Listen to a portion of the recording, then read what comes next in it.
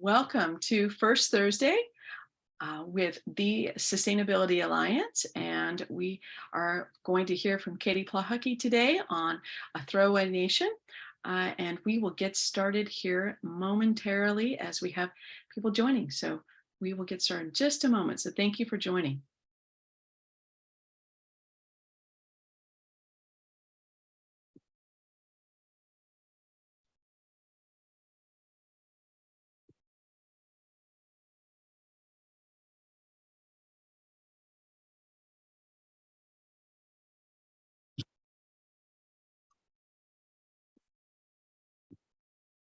Okay, I think we'll go ahead and get started. We know others are continuing to join us. Thank you for joining the Sustainability Alliance with First Thursday. We appreciate you all being with us today. And we are, again, you're here today with First Thursday. And our topic today is Throwaway Nation, Food Waste and Food Insecurity with Katie Plohocky. She's the Executive Director of R&G Foods, and we're excited to have another wonderful speaker joining us this month to hold an important conversation about raising consumer awareness and understanding of the far-reaching impacts of food waste, not only on our community, but also on our budgets. We hope this presentation inspires you all to waste less food this holiday season, but also help to fill our community as well as our families' tables. So thank you for joining us today, Katie, and we're thrilled to have you here. And I know we're in for a treat. I do want to mention for the last 20 years of our organization, we have operated under the name Sustainable Tulsa. The need for greater sustainability practices coupled with the vision of greater impact required we change our name to reflect our current activities and the fact that we have grown. Our scorecard program in particular is operating in 7 states and 16 cities. The Sustainability Alliance stands for that collaboration between our organizations, leading businesses, and the community we live in, and you. So working together, we can make a world of difference. I thank you all for joining us today to support the Sustainability Alliance and sustainability in our community. Morgan's going to launch a poll, an intro poll. So if you don't mind, please take just a moment to answer those questions in the pop-up window. That helps us so much to be able to serve you better with programming and our presentation. So while you're taking that poll, I want to also share with you that we want to thank before we start the presentation, we want to thank many of our sponsors for First Thursday, which make it possible to share this program with you. Our lead sponsor is Williams, and thank you to Williams for really helping to move forward with our First Thursday programming and helping with solidifying this program of the Sustainability Alliance. Also want to thank our neighborhood partners, Public Service Company of Oklahoma and PSO Wind Choice, and our community advocates, American Waste Control, Cavanta, the Met, One Oak, Save Our Streams, Spirit Air Systems, Tulsa Farmers Market, Bank of the West, Camp Trevera, and our newest Sustainable Advisor Alliance. So give them a virtual round of applause. And if you know any of them, thank them for being a part of supporting today. I also want to thank our wonderful Sustainable Alliance board members, and we appreciate you being here today to further our mission. I see Richard there, and we appreciate you and many others that will be joining us shortly. So thank you for your support this year. And Richard, thank you for your leadership as president of the Alliance. Finally, I'd like to thank the Sustainability Alliance team who work really hard. And this year in particular, it's been a big year for us and to help bring this program to you. Teresa Kerrigan, Jill Maud, Jason Breimer, and Morgan Fairley. So give them also a round of applause. Send them a little note of gratitude if you feel like it. They really have been such an amazing team to work with this year, and I appreciate all the work that they do to bring programs like this to you. If you want to support the work we do, you can also be a part of it by becoming an individual supporter of the Sustainability Alliance. Easier than ever before. It's that $25. Your name will be added to the growing list of change makers in our community. Click on the link that's provided in the chat and make a donation today. Every little bit helps us move our programming forward to have the impact that you all are hoping to see. And of course, we are aiming to do. I'm excited to also invite you to our next B2B Case for Sustainability event. It's happening on November 17th from 8 to 10 at River Spirit Casino Resort. And we thank Muskogee Creek Nation for their support and hosting that for us.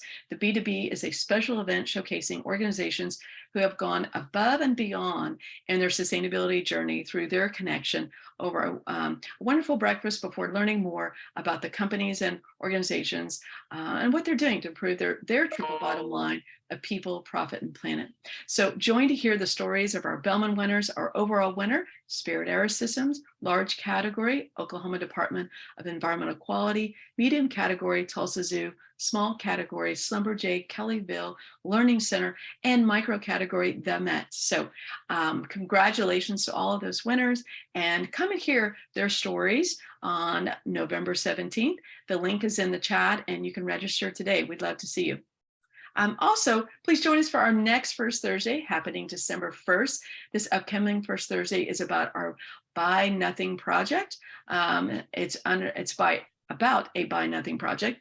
Understand how the gift economy works by connecting communities and supporting them to give what they want and ask for what they need. Join us in stretching our imaginations and on consumption culture and how we can have everything without buying anything through a presentation of Rebecca Rockefeller, co-founder of the Buy Nothing Project. Register for this event at thesustainabilityalliance.org or with the link that's in the chat now. We'd love to have you there, and just in a different way to approach some of the holiday season this year. The Sustainability Alliance also launched a Facebook group last year to help with the connection in our community. And if you'd like to connect with the sustainability-minded folks, join that Facebook group. Therese will put that link in the chat for you, and we hope to see you there. Now I'm going to turn it over to Morgan Fairley. She's going to introduce our sponsors and digital booths. Morgan? Hi, thank you, Corey. Thank you, everyone, for being here today. I would love to go ahead and give a few moments to our sponsors. First up, we have our lead sponsor, Williams, and they're going to give us a quick video of something that they do. Since Williams was founded in 1908, much has changed. The growth of cities, rise of technologies, our transformation from a family-owned business to America's clean energy partner, supplying natural gas for cooking, heating, and powering 76 million homes. And while so much has changed, some things should remain the same, like keeping promises, exceeding safety standards, doing the right thing, and protecting the environment. Williams, we make clean energy happen. All right, next from our neighborhood partners at PSO, they would like to share with you information about their solar calculator and rebate opportunities. Definitely visit them online as a business or an individual to learn more about the opportunities that they offer. And you can also reach out to Carrie Rowland directly at krowland@aep.com. For our community advocate sponsors, we have American Waste Control, who offers single stream recycling services. If your business needs recycling, give Amanda a shout at amanda@awcok.com. Next up, we have the Met. This is the Metropolitan Environmental Trust, who offers recycling services throughout the year at their drop-off sites and through special recycling events. The Met also proudly provides meaningful employment opportunities for individuals with disabilities. Find out more by visiting metrecycle.com. Next, we have Save Our Streams with the Tulsa Stormwater Quality Program. This Department of the City of Tulsa promotes healthy waterways and pollution prevention through their stormwater quality program. From environmental inspections and household pollutants collection, they offer various services to help you help our streams. Get in touch via email at stormwaterquality@cityoftulsa.org. Are you curious about your carbon footprint of the purchases you make? The Bank of the West exclusively offers a service through their mobile app that allows you to track the carbon footprint of your purchases. They also donate 1% of net revenue from your bank account to 1% for the planet at no cost to you. Do you have any questions, or if you want to sign up, call Eric Anders at 918-877-4577. And finally, we have Tulsa Farmers Market, which takes place every Saturday from May to November in the Kendall-Whittier district. Make sure to check out their fall and winter schedule shown here so that you can get all your local yummy fares during the chillier seasons too. And with that, I will turn it back over to you, Corey. Thank you so much, Morgan. I just love seeing all the things going on in our community, and throw some more in the chat if you're a part of something and want to make sure everybody knows what's going on over the next month or so. Please share that. I'm sure people will enjoy understanding what other opportunities they have. So yes, we are now ready to hear from Katie Plohocky. She is the co-founder and president of RNG Foods Incorporated, a nonprofit enhancing the nutritional and economic health of underserved communities by overcoming barriers in healthy food access.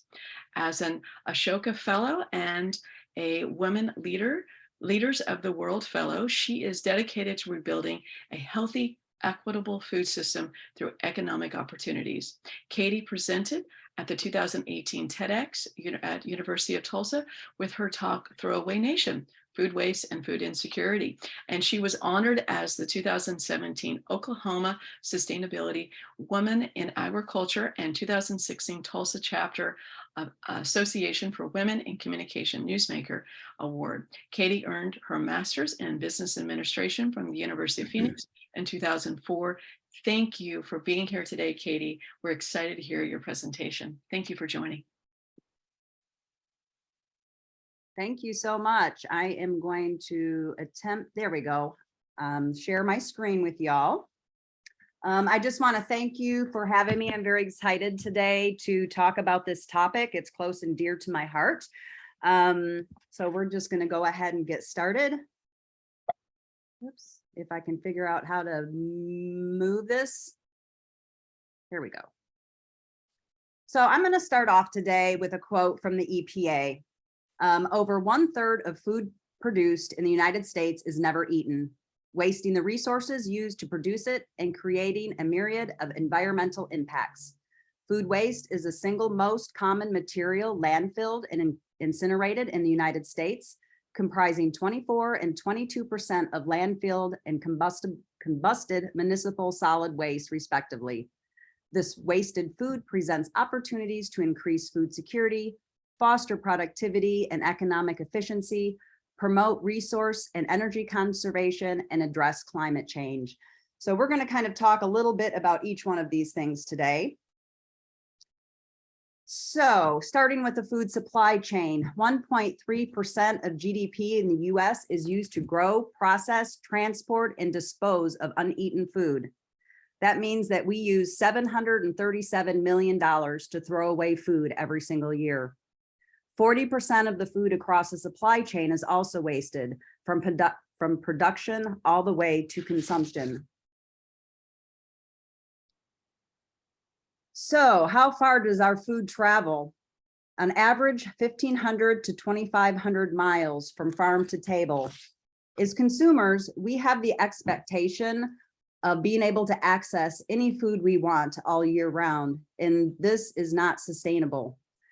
Not only does it take a lot of gas and road trips, gas emissions, but by the time the food gets to you, there's barely any nutrition left, because as soon as you pick a piece of produce, it immediately begins losing its nutrient value.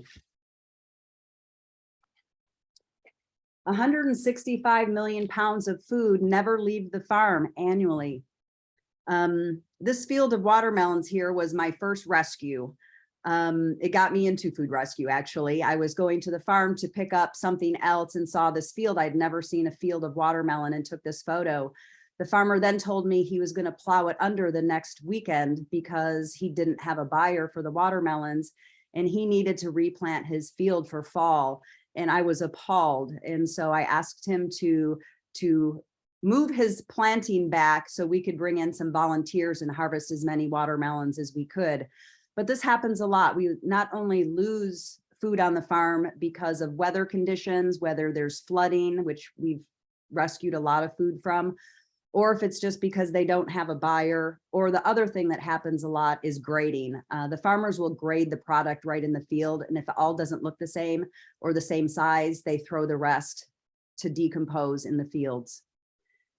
The sad part of this is that agriculture takes as 10% of our energy in the United States. It uses 50% of our land, and even more startling is 80% of our fresh water. This past year has been the driest in the Southwest states since record keeping started in 1895. Hotter climate is shrinking our water supplies and creating desert-like conditions. And speaking of deserts, the inequity of fresh food access is creating a health crisis. Over 650,000 people in Oklahoma are food insecure. 220,000 of those are children. Increased illness and decreased academic achievement due to hunger costs Oklahoma more than $1.5 billion every year. This is unacceptable. Imagine what we could do with $1.5 billion if we weren't using it on diet-related diseases or trying to overcome or increase academic achievement. So if we save 15% of our food waste in the US, we could feed 25 million people. We could cut hunger in half. In fact, in 2015, the US set a goal to cut food in half by 2030. We're not even close to being there. There's a lot more work that needs to be done to be able to reduce our food waste. This photo here, just as an example, sometimes farmers will use cover crops on their fields in order to keep the water there, and also in this case, feed the deer. So we went out in February, and yes, this picture was actually taken in February. And we picked 400 pounds of turnips and then gave them out to the community to eat. And that was just in a couple hours on one afternoon. 15 billion in food loss occurs in the grocery store. This is a picture I took in one of our local grocery stores while I was in the produce section. And I was ready to pull the food out of the trash can and take it home with me because it looked perfectly fine to me. So, you know, stores are culling this produce, whether it has a bruise or whether it's not perfect. So much imperfect food goes to waste, and it's just as nutritious as perfect food. And so at RG Foods, we have a zero waste policy. We reduce food waste by reclaiming, preserving, and creating healthy meal options for our customers. So when we cull our produce, we take it back to our commercial kitchen and then process it there. One of the other things that we're really proud of is during the pandemic, when the farmers market closed, the farmers had nowhere to sell their produce. And we were doing a program where we were able to purchase that produce and then put it into our grocery bundles that went out to 20 agencies that then got them to folks in need. Growing food has a lot of environmental impacts. In fact, growing food impacts environments, but environments also impacts the growing of food. It's kind of like a vicious cycle that it's hard to get out of. We're seeing increased severity in weather patterns. We're either getting floods or we're getting droughts. And this year has been terrible for droughts. Many a farmer has lost their products because there's almost zero moisture in the ground. So I'm very excited it's going to rain tomorrow. But on the other hand, when we do get the floods, we're getting so much rain at one time that it's also flooding our fields. Production causes greenhouse gas emission, consumption and degradation of our fresh water sources, loss of biodiversity in ecosystems, especially when you're looking at monocropping, and degradation of our soil and air quality. But exciting to me is that organics recycling is starting to become business as usual. Compost utilization is being institutionalized to provide green infrastructure using natural systems. And this affects energy conservation, climate mitigation, water conservation, waste recycling, and of course, food security.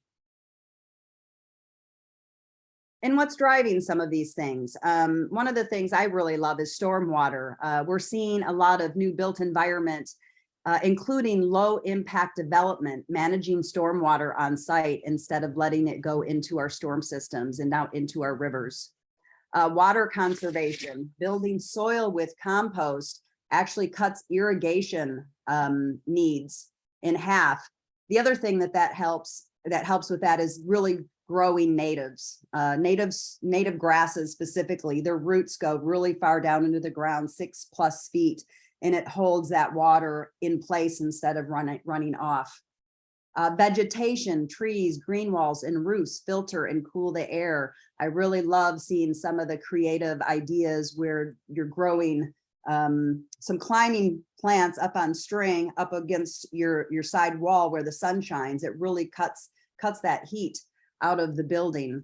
And then anaerobic digestion, which is pre-composting process, producing energy while reducing emissions. And my clickers, there we go. I lost my clicker for a minute. So just to talk a little bit about what we're doing to help with not only food insecurity, but food waste. We are launching a new grocery box and Fresh Food Academy program. The grocery box is upcycling shipping containers into self-contained grocery stores that can be set virtually anywhere. And we're excited about this because we don't want to own them. We want to use this as an economic opportunity for people living in underserved communities to take back the power of their local food system and root it in justice. So these will be able to be operated independently by small business owners. We're using a hub and spoke kind of system to do this. We are getting ready to do a regional feasibility study for a food hub. We do operate a small hub out of our headquarters, but it's not big enough for the entire system. It'll be used for the farmers, the retailers, and other agencies to access local food and build the capacity of our urban farmers, as well as our close rural neighbors.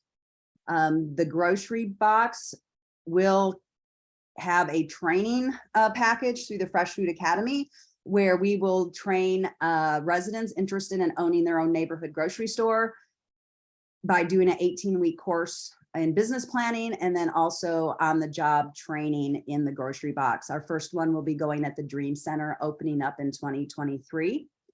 And we also have a high school program where we will hire high school students as interns to not only help run the micro grocery store, the grocery box, but also get experience in the food hub, the farm, and commercial kitchen, and create career pathways to NSU's supply chain degree program, Langston University, and OSU horticulture and extension. And then we also have the Tulsa Farm Lab, which we just launched actually just a few weeks ago. We have been running this farm for several years to help grow produce for our mobile grocery store. And we've had a lot of kids that would come out after school garden clubs, global garden summer camps. And then when the pandemic hit, we decided that, instead of just a regular farm, we wanted to create an outdoor learning environment for field trips for students, as well as education for adults as well. So that consists of a greenhouse, which we built, and we're going to be growing plant starts for school and community gardens, because those inputs are the most costly part of running a community garden. We're also going to grow or provide plant starts at cost to local farmers, and then agree to purchase at least 30% of what they grow back into our food hub. And then the food forest, which is exciting. Talking about water mitigation, on our farm, we have a very slopey land. And so we had a lot of water. It would rain, it would run off, it would go down into our neighbor's property and then down into their pond. So we built berms and swales across the whole entire field. And then planted trees within them. So when it rains now, we have basically a small ditch on the back side of the berms, which catches the water and it keeps it there to help water the trees. Also, nutrient density of our food is only as good as the health of the soil.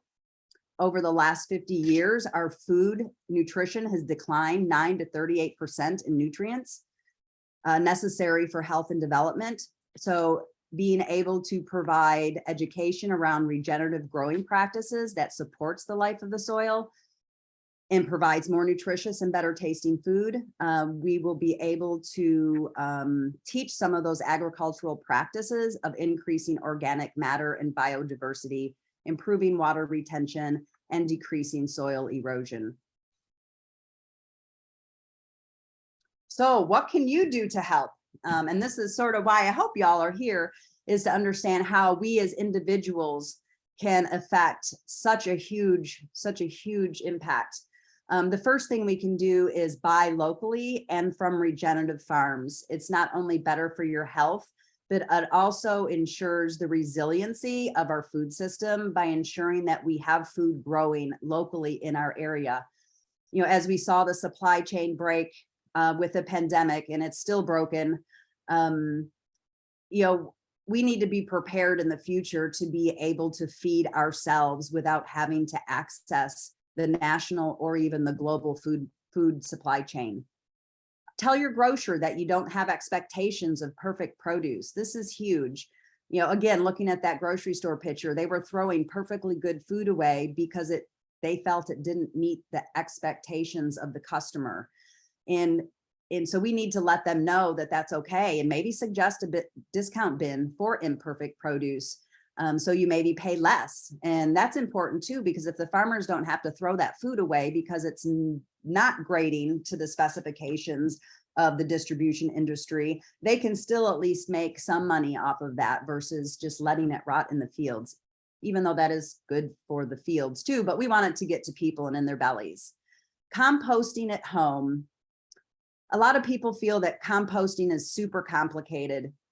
And it's not. It could be as simple as throwing a banana peel in the ground next to your plants that are growing. Bananas are awesome for plants.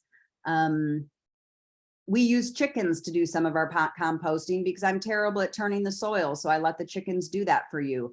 You don't have to water it all the time. It just won't compost as quickly. So I don't do that. I let it rain. I let the chickens do their work. If you don't have chickens, that's okay.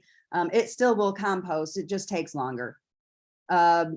Share a meal, and going back to composting too. A lot of people think that it's going to stink, or you just have to make sure that you need your brown, you need your green, you need your water, you need your air, and those 4 things. The compost will be great. Share a meal at restaurants so you're not wasting food. Some of the portions that they give out at restaurants are just ridiculous. And we know we're going to put it in a to-go box, which then is styrofoam most of the time. And it's going to go sit in a refrigerator. And then a couple weeks later, we're going to throw it out. So just bypass that and share a meal. You can contact your school board about cafeteria policies in your local schools. We started a compost crew at one of the union schools where the kids at lunchtime would volunteer, and they would sort the food that would be thrown out, and then we would pick up what could be composted and take it back to our farm.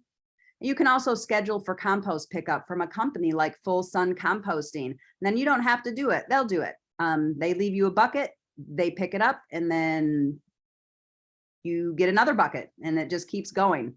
So I encourage you all to just do one thing. And if we all just do one thing, then we can make a difference. And with that, I can take any questions. Thank you so much, Katie. I am going to share screen now. All right. Okay, so we'll go into the Q&A portion of our segment now. Let me see what we have put together here. Katie, would you mind telling us just a little bit more about what regenerative farming is, and maybe what the difference between, regenerative, sustainable, or biodynamic means whenever we're thinking about foods? Yeah, it seems like we kind of go through different seasons of the new hottest word, sustainable, and then organic, and now we're looking at regenerative as kind of the new word. Regenerative basically means that it's already not sustainable, and we're past being able to make it sustainable, that we actually need to regenerate the soil. So what that is increasing soil health. And it can be complicated. because it really looks at the entire ecosystem of kind of how it used to be. So a lot of times the regenerative portion does also include animals or livestock kind of roaming about as they naturally would in nature, because nature works together to create that soil health. But a lot of times with farming, what we're looking at doing is increasing the soil density. So it's including composting. It's ensuring that there's cover crops on top and that that nutrients are getting put back into that soil. And there's actually a certification now to be certified regen as a farmer. And you're basically just competing against yourself. You take all your soil tests and then you use the practices and then you test it again next year or maybe a couple times a year and you see if you're increasing that soil health. So that soil health is what increases the nutrient value of your food. Your food is only as healthy as the soil is. So that's kind of it in a nutshell, but it can be more complicated than that. Oh, that's wonderful. Thank you for a little bit of that context. Another one we have is, how can individuals get involved with the harvest volunteer events that your organization does? Typically we're working on that, kind of working on trying to do a volunteer or a way to post things. A lot of times that work happens when there is a weather event. You know, like the couple years ago when we had that flooding in May, we had a farmer that was down on the river in Bixby, and he called me up and said, my land's going to be underwater in about 2 days. And so we grabbed a crew, put a notice out, and we went and picked as much as we could before the water flooded. Sometimes, especially this time of the year, it's more about the first freeze happening and being able to get stuff off the field before it freezes. Another example of that is several years ago, you know, the green beans were doing great. We were going to get a freeze, knew we'd lose them. And at that point, we just pulled the plants and threw them in the trailer to get them back. So we didn't have a lot of time. And then we stripped them later and got 400 pounds of green beans that went to 4 different elementary schools across the state. So I would say you can go to our website, tulsarealgoodfood.org, and just fill out our volunteer. We kind of have a little page. You can give us your information and what you'd like to do, but we are working on a more sustainable app of some kind where we can be able to announce when those opportunities arise. Awesome. Thank you for that. I know there is going to be quite a bit of interest in helping you all in that way. When it comes to regenerative farms and us as individuals being able to access produce from them, is there a way for us as a consumer to know if a farm is regenerative, or is that something that we have to speak with the farms ourselves to find out? You know, that's a good question, and I am going to make a note. There's also a couple of other organizations. The Tulsa Urban Ag Coalition is a new organization, and we do have a farmer committee, and we go around each month and visit each other's farms, and many of those farmers have been certified regen.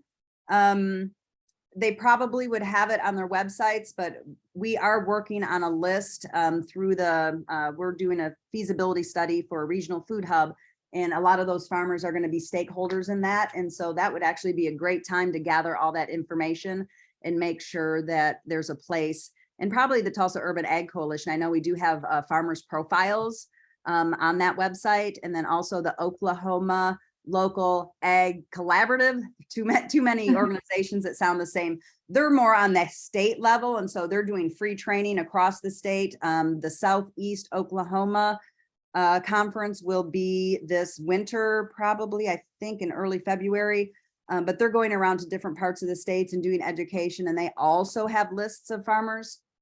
But we need that information all in one place because it's hard. And there are several farmers like Robinson Farm down in Bixby that does CSAs, and there's several others that are doing that too, where they bring it right to your house. And then we're also looking at some local food marketplace software where the farmers will be able to advertise their stuff on a website and be able to take orders. Awesome. That sounds really exciting. What about your start with RG Foods? How did it get started, and how soon are you thinking we can expect to see some of your container stores in Oklahoma communities?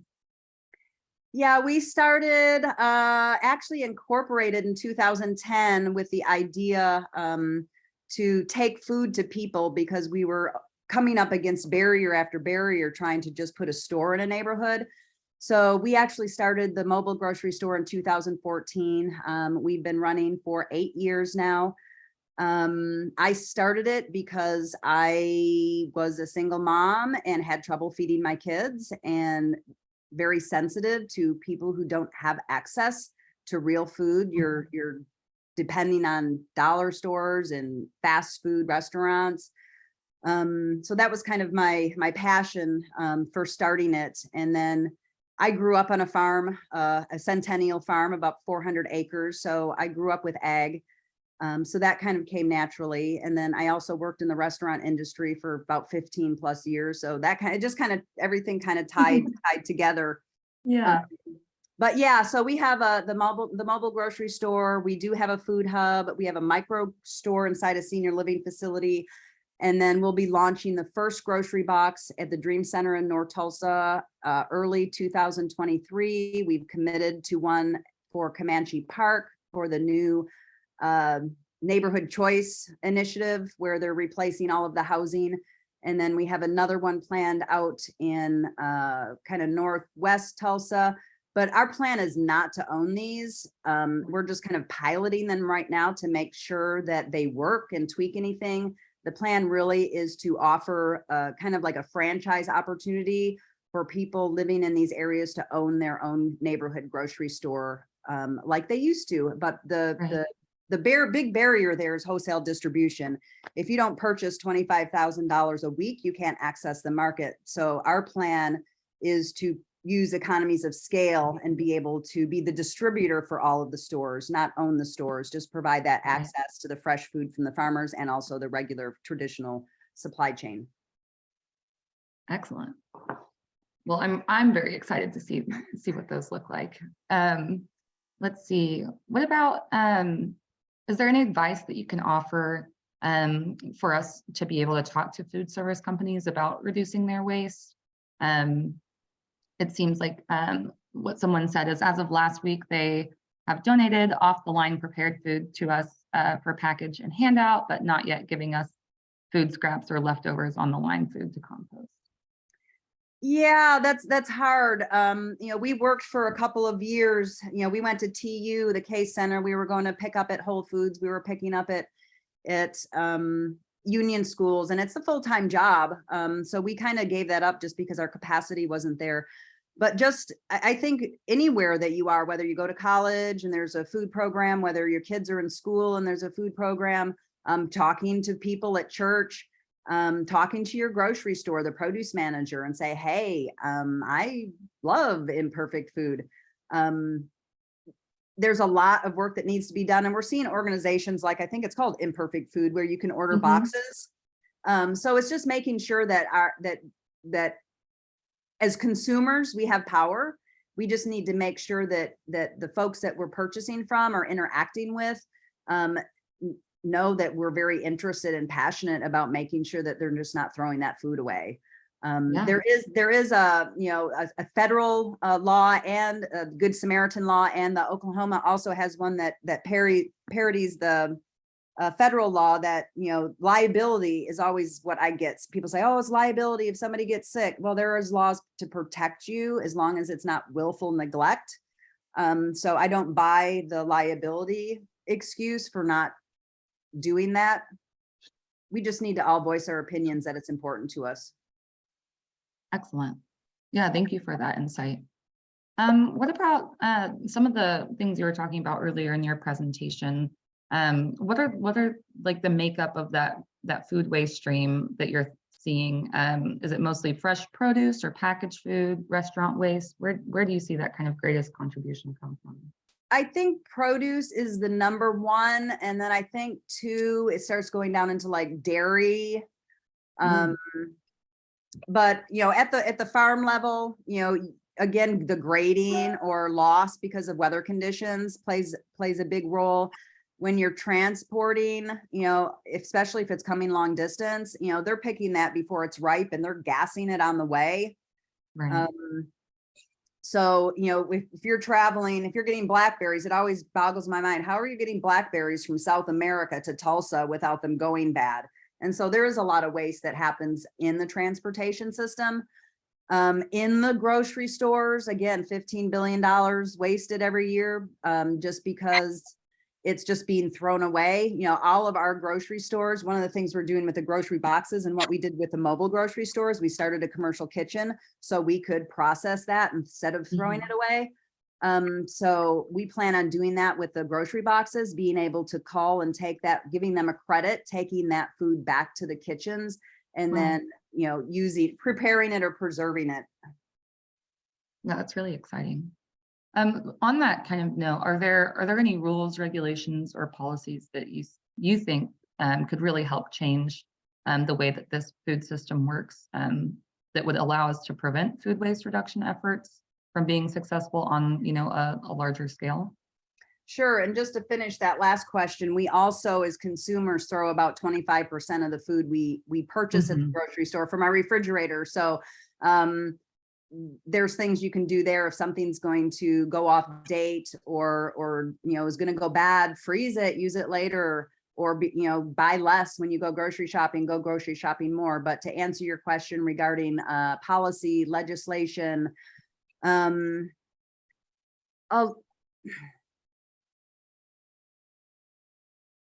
yes, I can't think right off the top of my head what one of those things would be, but what we're seeing is a lot of, merging, and only a few corporations are owning the whole entire food system. We're just seeing that, what is it? Kroger's is merging with, I forget who, to be able to compete with Walmart. And so we're looking at, there's only like 3 real major grocery operators across the supply chain, and they control that. And the wholesalers are also in bed with these large chains. They're reducing payments to farmers because they control it and there's nowhere else to farm. We see that also in our processing. There's 2 or 3 organizations that own the chicken industry or own the pig industry or slaughterhouses. So again, going back to just doing local gets us outside of that chain. And that's really what we're trying to do is break the traditional. We can't break this traditional supply chain, but how can we create a new local supply chain outside of that traditional supply chain? Because then we have more control. Oh, that's a really great oligopoly. It's an oligopoly all the way around. And someone did tell me, I think the store you were thinking of is Albertsons. Yes. Kroger's and Albertsons are merging. Absolutely. What about back to kind of the composting side of this equation? Have you seen any corporations that utilize composting practices? I've received a comment that someone says they're interested in doing this at their business, but they don't really know where to start. Again, there's a couple of composting companies in town that will come pick up your compost, and Full Compost Sun does also. They have a residential and a business side, I believe. And then they work with like bigger composters like Gem Dirt, where they take all this stuff and then it gets composted. And it would be nice maybe even at the city level, because we have our green waste site. Wouldn't it be cool to do compost as well? And as a community, we get to go pick free compost up. I would love that. Same. Very cool. And more so on the composting. I am curious, what is pre-composting? You mentioned that in your presentation. Free composting or easy composting? Pre-composting. Oh, pre-composting. I think that was that's where it goes into these big machines.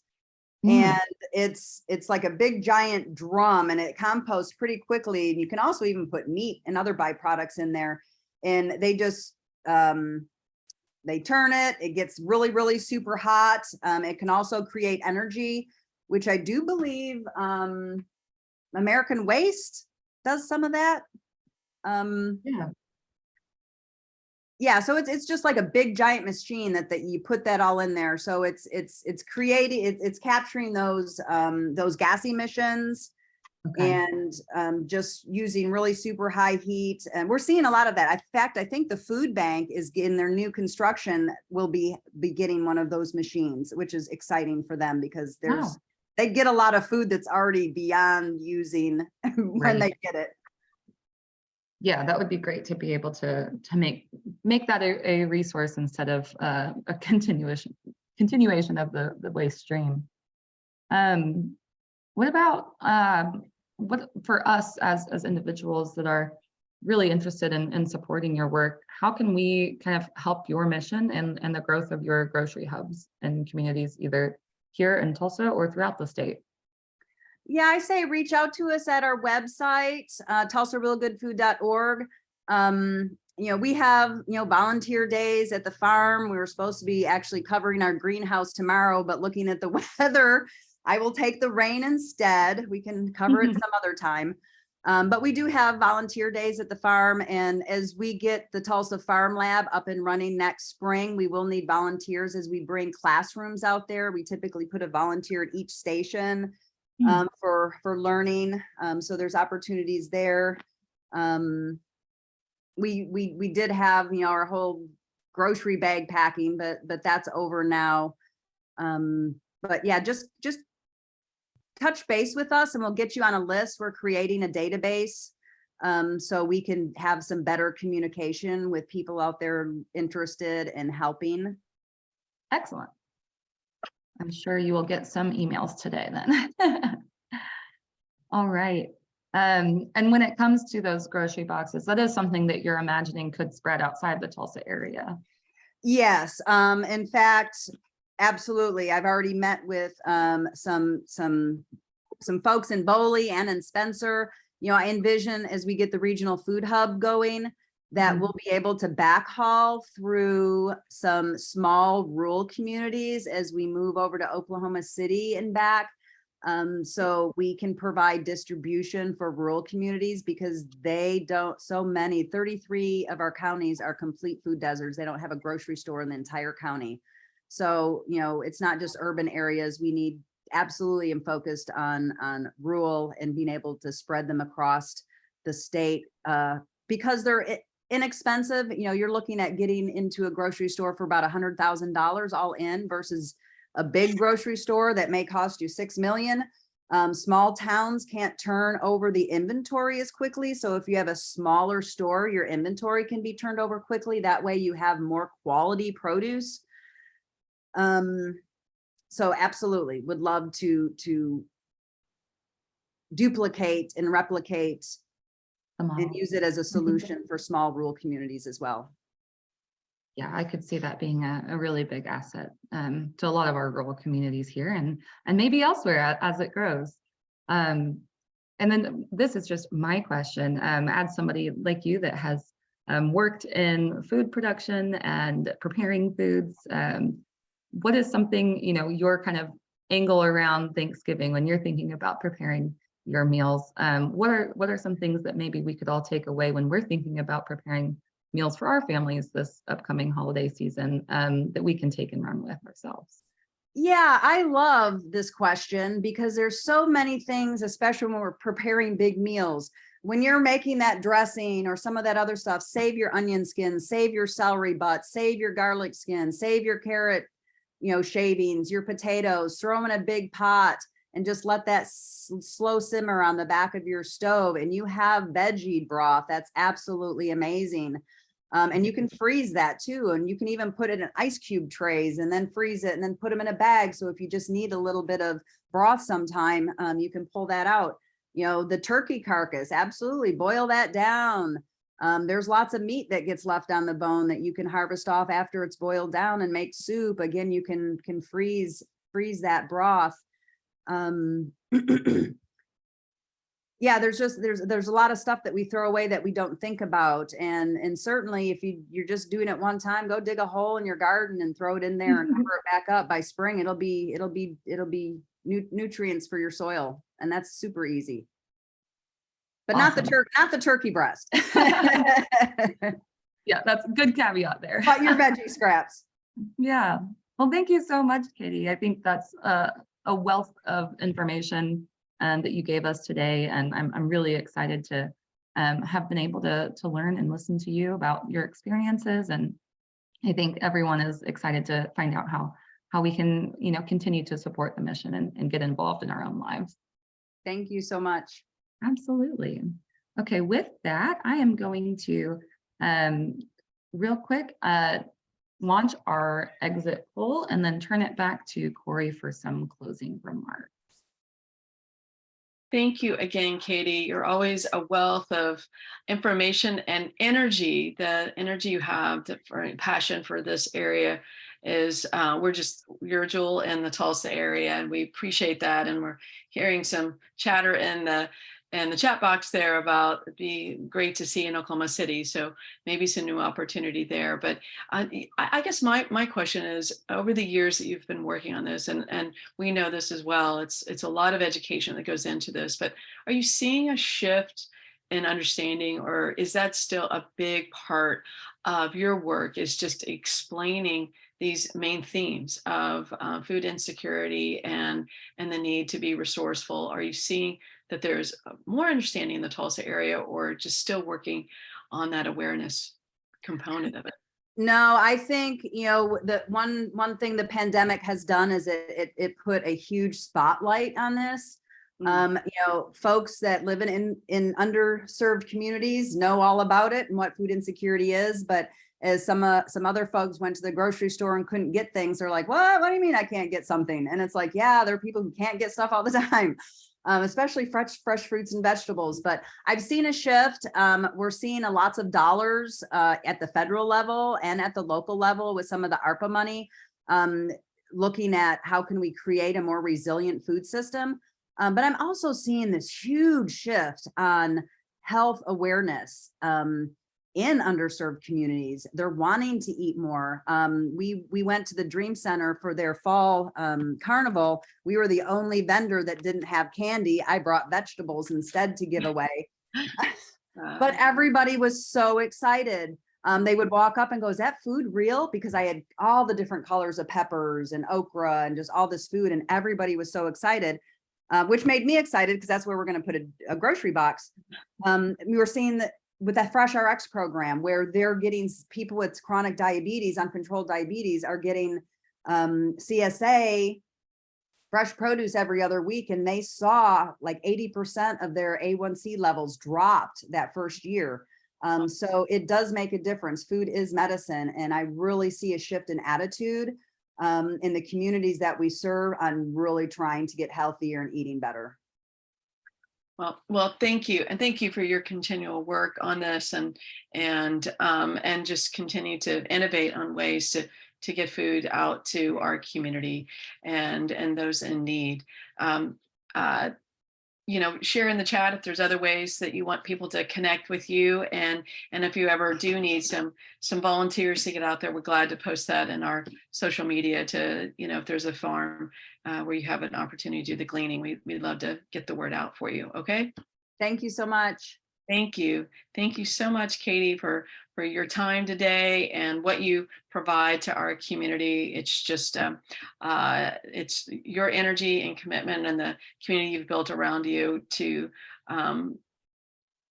bring this awareness to our community and finding real solutions. So thank you for that, and congratulations on your success. I also want to thank our sponsors for today, lead sponsor Williams, our neighborhood partners PSO and of Oklahoma and PSO Wind Choice, our community advocates, American Waste Control, Cavanta, the Met, One Oak, Save Our Streams, Spirit Air Systems, the Tulsa Farmers Market, Bank of the West, Camp Trevera, and our new member, Sustainable Advisor Alliance. Thank you all for your support and helping to bring great programs like this, for Katie to come and share her knowledge and how people can get involved and make a difference. It's education toward impact. We want to find ways that we can truly have the impact that we're desiring, and to know what are some of those steps. So thank you for sharing some easy tips and and some are a little more dedicated, but others are things we can do definitely this year and definitely in the upcoming holiday season. We look forward to seeing you at our next B2B, November 17th, and our next First Thursday, December 1st. Please join us, and we hope that you continue to stay safe out there, and we'll see you next time. Thank you for your support. Take care. Bye-bye.